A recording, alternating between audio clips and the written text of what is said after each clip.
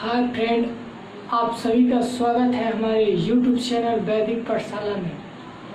हम लोग आज ये देखेंगे कि जो यूपी बोर्ड है, उत्तर प्रदेश सरकार जो माध्यमिक शिक्षा परिषद है उसके द्वारा और उत्तर प्रदेश सरकार के द्वारा जो लॉकडाउन की वजह से 3-4 महीने की पढ़ाई नहीं हुई है, उसको देखते हुए कि जो क्लास 10th और 12th है उसमें से 30% का सिलेबस को क्या किया है, कम किया गया है कि जो बच्चों को आसानी से पढ़ने में आसान होगा, ताकि वो जो अगला एग्ज़ाम है बोर्ड का उसको प्रिपरेशन अच्छे से करके और उसका एग्ज़ाम देंगे। तो आज हम लोग उसी को डिस्कशन करेंगे, उसी के बारे में जानेंगे कि हम लोगों को क्या नहीं पढ़ना है और क्या पढ़ना है। आज हम लोग देखेंगे क्लास 10th का साइंस सब्जेक्ट देखेंगे, उसमें हम लोग को क्या पढ़ना है क्या नहीं पढ़ना है उसके बारे में देखेंगे, जो कि यूपी गवर्नमेंट और माध्यमिक शिक्षा परिषद के द्वारा ये निर्णय लिया गया है कि सिलेबस में जो 20-21 का सत्र है उसमें 30% का डिस्काउंट दिया गया है, ठीक है ना, ताकि बच्चों को प्रिपरेशन बेहतर हो सके। तो उसी को हम लोग देखेंगे कि क्या हमको पढ़ना है क्या नहीं पढ़ना है, ठीक है। अगर आप चैनल पे अभी तक नए हैं तो चैनल को सब्सक्राइब कर लीजिए, लाइक कर लीजिए और अपने दोस्तों के साथ शेयर करना मत भूलिएगा, ताकि उनको भी ये मालूम चले, ये जानकारी हो कि उनको क्या नहीं पढ़ना है और क्या पढ़ना है। और कमेंट सेशन में कमेंट जरूर कीजिएगा। चलिए स्टार्ट करते हैं कि क्या पढ़ना है। तो सबसे पहला चैप्टर है रासायनिक अभिक्रिया एवं समीकरण। जो हमारा पहला चैप्टर है रासायनिक अभिक्रिया एवं समीकरण, तो इससे हमको ये जो चैप्टर है इस पूरे चैप्टर को पढ़ना है, इसमें कोई बदलाव नहीं किया गया है, इस पूरे चैप्टर को पढ़ना है, रासायनिक अभिक्रिया एवं समीकरण। अगर आप अभी तक इस चैप्टर के बारे में कुछ नहीं जानते हैं तो हमारे चैनल के प्लेलिस्ट में जाइए, वहाँ इस चैप्टर के बारे में पूरा डिस्कशन कराया गया और पढ़ाया गया, आपको यहाँ से इसका प्रिपरेशन हो जाए। उसके बाद से आपको आता है दूसरा चैप्टर। इस दूसरा जो चैप्टर है अम्ल क्षार एवं लवण, इस चैप्टर में भी कोई बदलाव नहीं किया गया, इस पूरे चैप्टर को पढ़ना ही पढ़ना है। जैसे पहला चैप्टर पूरा पढ़ना है वैसे ही दूसरा चैप्टर हमको पूरा पढ़ना है, इस चैप्टर में कोई बदलाव नहीं किया गया है। क्लियर। बात आती है तीसरे चैप्टर की। तो इस चैप्टर से हमको क्या नहीं पढ़ना है, तो सबसे पहले हमको धातु तथा अधातुओं के गुणधर्म को नहीं पढ़ना है। तीसरे चैप्टर में जो धातु एवं अधातु का चैप्टर है उस चैप्टर से धातु तथा अधातुओं के गुणधर्म को नहीं पढ़ना है। उसके बाद से आयनिक यौगिकों का निर्माण तथा गुणधर्म नहीं पढ़ना है। आयनिक यौगिकों का निर्माण तथा गुणधर्म, इसको हमको नहीं पढ़ना है। बाकी जो भी चीज़ें बचती हैं धातु एवं अधातु के चैप्टर में, बाकी इस चैप्टर में जो भी चीज़ें बचती हैं उसको हमको पढ़ना है। केवल क्या नहीं पढ़ना है, धातु तथा अधातुओं के निर्माण नहीं पढ़ना है और आयनिक यौगिकों का निर्माण तथा गुणधर्म नहीं पढ़ना है, बाकी पढ़ना है। इसकी कटौती की गई है आपके सिलेबस में सत्र 20-21 के लिए। उसके बाद से चैप्टर नंबर 4 कार्बनिक यौगिक है, उसको हम लोग को पूरा पढ़ना है। जो आपका चैप्टर नंबर 4 है कार्बनिक यौगिक,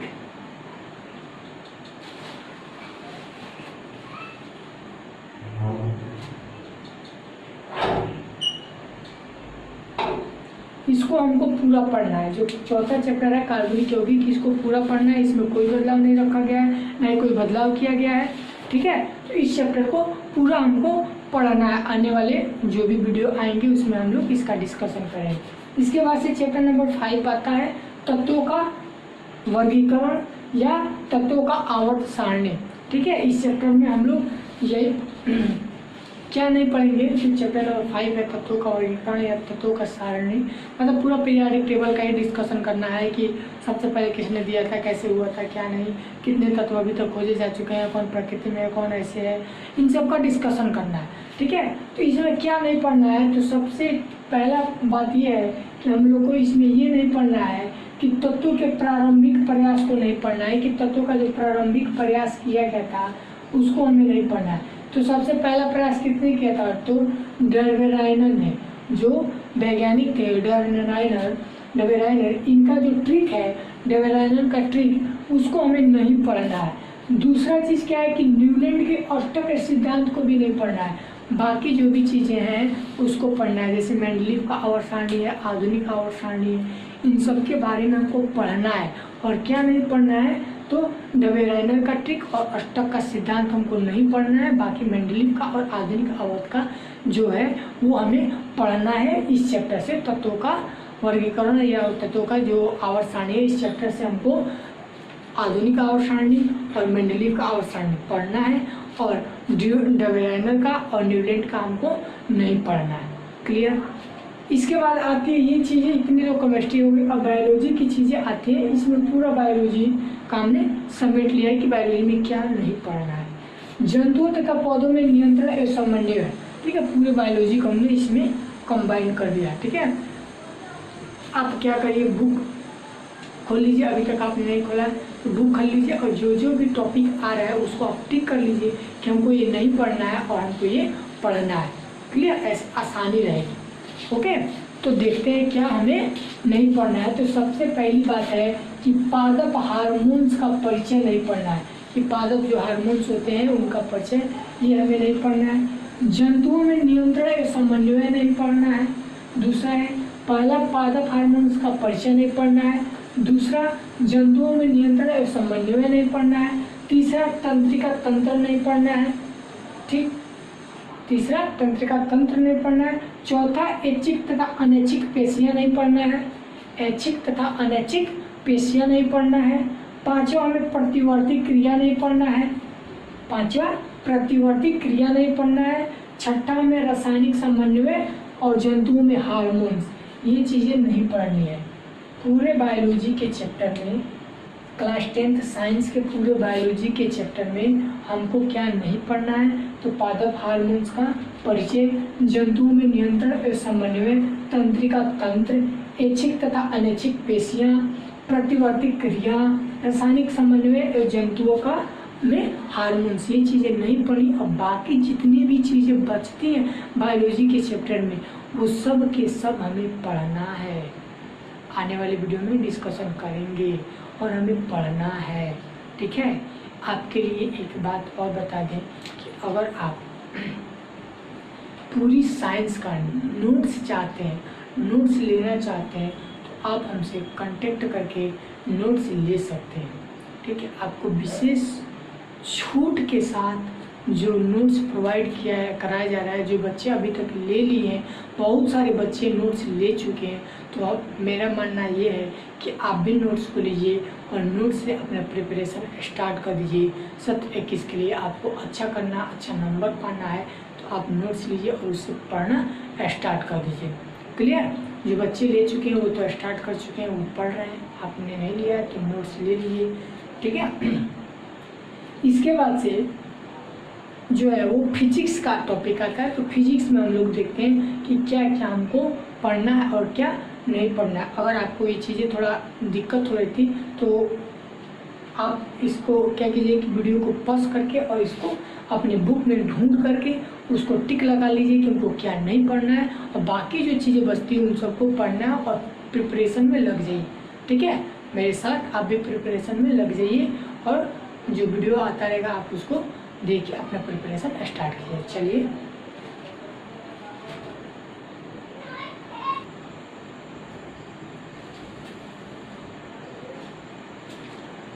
देखेंगे। अभी तक हम लोगों ने देखा कि जो बायोलॉजी है, केमिस्ट्री है, उसमें हम लोगों ने बता दिया कि क्या क्या हमको पढ़ना है, क्या नहीं पढ़ना। अब हम लोग चैप्टर नंबर 10 से देखेंगे जो फिजिक्स का है, इसमें हमको क्या पढ़ना है और क्या नहीं पढ़ना है। तो सबसे पहले चैप्टर नंबर 10 चलते हैं, जो पाठ 10 है।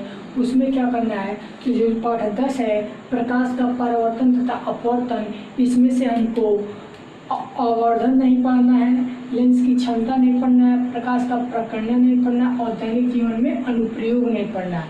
इतना चीज़ों को आप टिक लगा लेंगे कि हमको ये चीज़ें नहीं पढ़ना है। आवर्धन को नहीं पढ़ना है, लेंस की क्षमता को नहीं पढ़ना है, प्रकाश का प्रकर्षण को नहीं पढ़ना है, और दैनिक जीवन में उसका जो अनुप्रयोग है उसको हमको नहीं पढ़ना है। ये चीज़ें नहीं पढ़ना है चैप्टर नंबर 10 से। बाकी जो भी चीज़ें उसको पढ़ना है। क्लियर। चैप्टर नंबर 11 आता है जो कि है मानव नृत्य तथा रंग बिरंगा। मानव नेत्र तथा रंग बिरंगा। इस चैप्टर नंबर 11 में कोई बदलाव नहीं किया गया। इस पूरे चैप्टर को हमको पढ़ना ही पढ़ना है। क्लियर। चैप्टर नंबर 11 हमको पूरा पढ़ना है, इसमें कोई बदलाव नहीं किया गया है। चैप्टर नंबर 12 आता है विद्युत। इस विद्युत से हमको क्या नहीं पढ़ना है, तो दैनिक जीवन में उपयोग, विद्युत का जो दैनिक जीवन में उपयोग है इस चीज़ को नहीं पढ़ना है। बाकी जो भी चीज़ें विद्युत वाले चैप्टर में उन सबको पढ़ना है।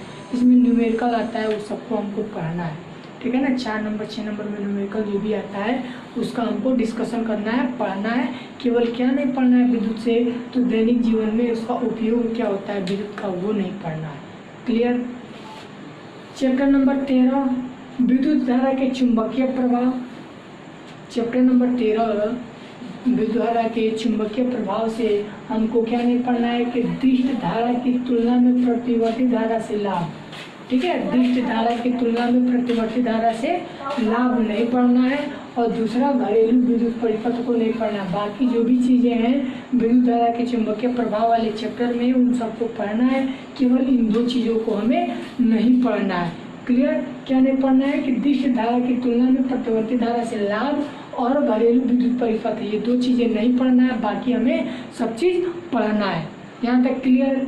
इसके बाद आता है पार्ट 14, चैप्टर नंबर 14। इस चैप्टर का है जो ऊर्जा का स्रोत है। इस ऊर्जा के स्रोत वाले चैप्टर से हमें बायोगैस केवल नहीं पढ़ना है। जो ऊर्जा का स्रोत है, ऊर्जा का स्रोत है, इस ऊर्जा के स्रोत के चैप्टर से केवल हमें बायोगैस जो है इसको नहीं पढ़ना है। बाकी ऊर्जा के स्रोत में जो भी चीज़ें हैं उनको हमको पढ़ना है। बायोगैस से रिलेटेड जो भी चीज़ें होगा हमको नहीं पढ़ना है। केवल जो बायोगैस से रिलेटेड नहीं होगा उसको पढ़ना है। क्लियर। इसके बाद से आता है चैप्टर नंबर 15, मतलब पार्ट 15 हमारा पर्यावरण। हमारा पर्यावरण में आपको क्या नहीं पढ़ना है, तो परितंत्र को नहीं पढ़ना है, ओजोन परत का अपक्षय नहीं पढ़ना है, मतलब ओजोन परत से जितना रिलेटेड होगा उसको नहीं पढ़ना है। परितंत्र को नहीं पढ़ना है कि परितंत्र क्या होता है, इसके से रिलेटेड भी कोई भी चीज़ें नहीं पढ़ना है। बाकी जो भी बचता है हमारे पर्यावरण वाले चैप्टर में उसको हमें पढ़ना ही पढ़ना है, ठीक है। हमारा पर्यावरण में इन 2 चीज़ों को नहीं पढ़ना है, बाकी पढ़ना है। ऊर्जा के स्रोत में बायोगैस को नहीं पढ़ना है, बाकी जो भी चीज़ें बचेंगी उसको पढ़ना है। अब टिक लगाते जाएंगे। आपसे हमने पहले ही कहा है कि आप बुक निकालिए, उस बुक में क्या क्या चीज़ें मिल रही हैं आप टिक कर लीजिए कि भैया हमको इसको नहीं पढ़ना है, हमको इसे नहीं पढ़ना है। आप उसको टिक करके हटा दीजिए। बाकी जो भी चीज़ें बचती हैं आप उसको पढ़ के अपना प्रिपरेशन स्टार्ट कर दीजिए। हमने आपको बताया है कि आप उससे भी ना हो तो आप हमसे PDF परचेज कर लीजिए, हम आपको PDF उपलब्ध करवा देंगे, आप उससे पढ़ना स्टार्ट कर दीजिए और आसान रहेगा पढ़ना, ठीक है ना। उसके बाद से चैप्टर नंबर 16 आता है, पार्ट 16, जो क्या है प्राकृतिक संसाधन है। इस चैप्टर में कोई बदलाव नहीं किया। प्राकृतिक संसाधन के चैप्टर में कोई परिवर्तन नहीं किया गया। इस पूरे चैप्टर को हमें पढ़ना ही पढ़ना है। तो आपका ये पूरा 1 से लेकर 16 चैप्टर तक हमने बता दिया कि क्या पढ़ना है क्या नहीं पढ़ना है। इसके बाद से हम आपको बताने जा रहे हैं कि पूरे सिलेबस से किससे कितनी नंबर का क्वेश्चन आएगा और वो 100 नंबर कैसे बनेगा। एक बढ़िया टेबल बना के आपको समझा रहे हैं, आप समझ जाइए। इन चीज़ों को आपको न समझ में आया हो तो दोबारा वीडियो को रिपीट कर लीजिए और बुक निकाल के ये टिक कर लीजिए कि हमको ये चीज़ें नहीं पढ़ना है, ठीक है ना। एकदम प्रिपरेशन को बेहतर करना है। क्लियर। चलिए इसको लिखिए, फिर इसको मिटा के टेबल बना के समझाते हैं। ओके।